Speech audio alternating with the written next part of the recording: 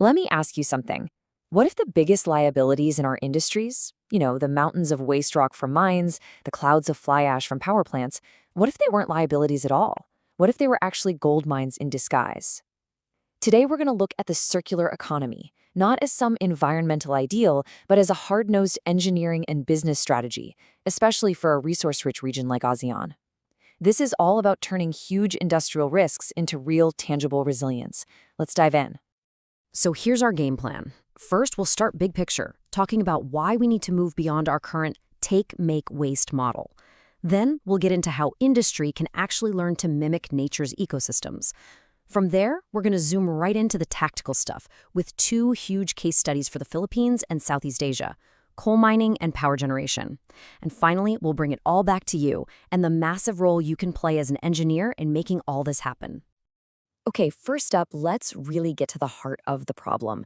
Our current industrial model is fundamentally linear. It's a one-way street. It takes in resources and spits out liabilities.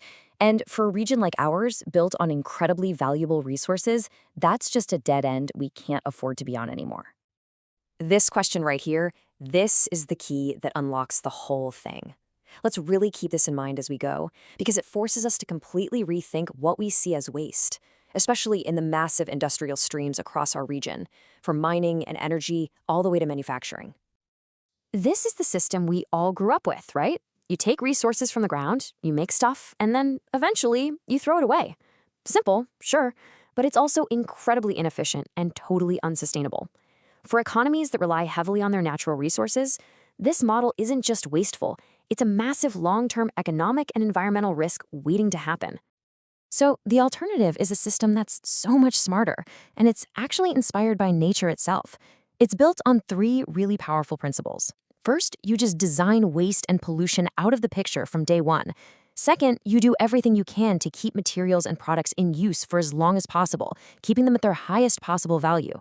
And third, you actively work to make nature better, to regenerate it. It's a complete 180 from how we do things now. Okay, so if that's the goal, how do we actually build it? Well, the answer comes from this really fascinating field called industrial ecology. It's all about learning from the absolute master of efficiency and zero waste, nature itself. And get this isn't some new age idea that just popped up. Engineers and scientists like Robert Frosch were literally laying out the blueprint for this stuff decades ago. That just proves this isn't some passing trend. It has a deep, rigorous history in real engineering thought. To understand an ecosystem, you have to understand its metabolism, how it uses energy and nutrients. Industrial ecology applies that exact same idea to our economies. We can literally track the flow of materials and energy through a city or an entire industry, just like a biologist tracks nutrients through an organism. And that lets us see exactly where the waste is piling up, and more importantly, where the hidden opportunities are.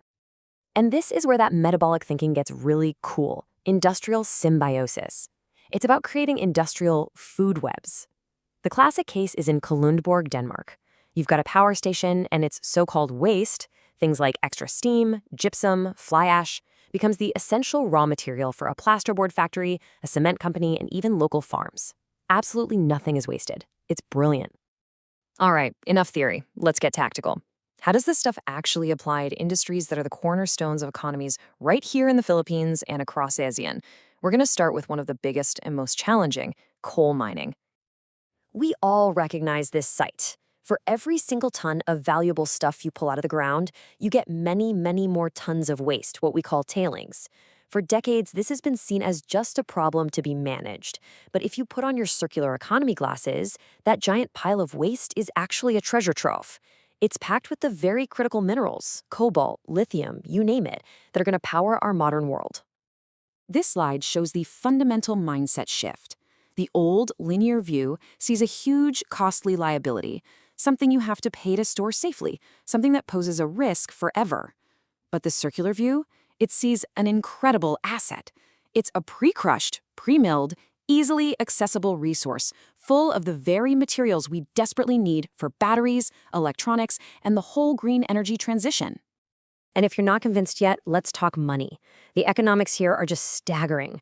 Reprocessing these existing tailings can cost as little as $1 to $2 per ton.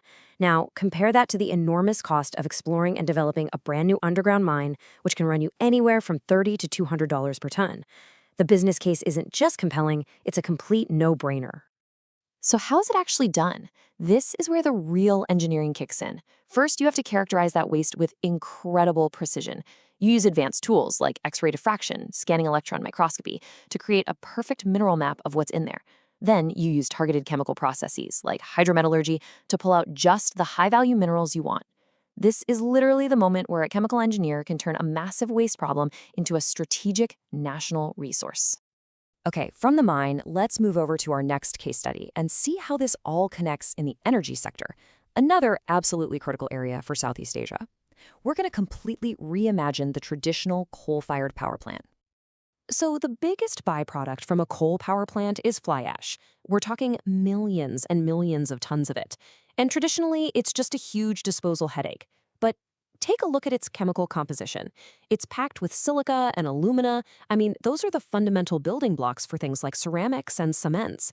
It's not waste. It's a high-quality industrial feedstock hiding in plain sight. One of the most exciting things you can do with it is create something called geopolymer concrete. Here's the basic recipe.